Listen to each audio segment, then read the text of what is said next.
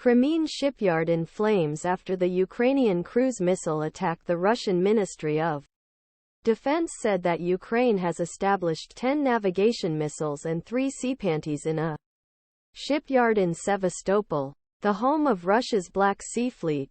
A big fire broke out and 24 people were injured in attack on the Russian Crimean Peninsula in Black Sea on Wednesday morning. The Crimea, which was seized by Moscow in 2014, was frequently targeted in war, although strikes seem to be one of largest of last week's. Ukrainian officials who rarely accepted Kiev's responsibility against attacks on the Crimean or Russian regions did not have any interpretation. Sevastopol Shipyard is of strategic importance for Russia as a repair facility for the Black Sea Fleet. In recent months, Kiev has accelerated attacks against Russian territory against the background of his counterattack. In September, experts warned Euronews that this strategy had psychological and military goals, but that it could recoil in significant ways for Ukraine.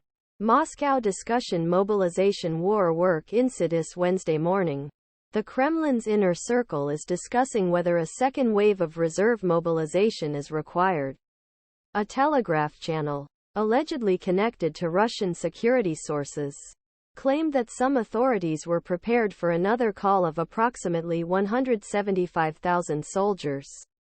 This would be in front of an invasion cycle that began on October 1. The channel claimed that an effective Russian hawk group wanted more strict invasion measures, such as restricting the exemption of some individuals, something that causes major disputes in the Kremlin. He also pointed out the fear of potential recoils from other Russian officials and a wider society.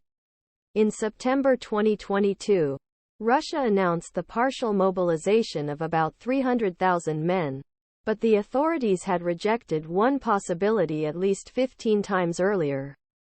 The movement triggered mass protests in Russia, especially in poor regions or areas filled with ethnic minorities.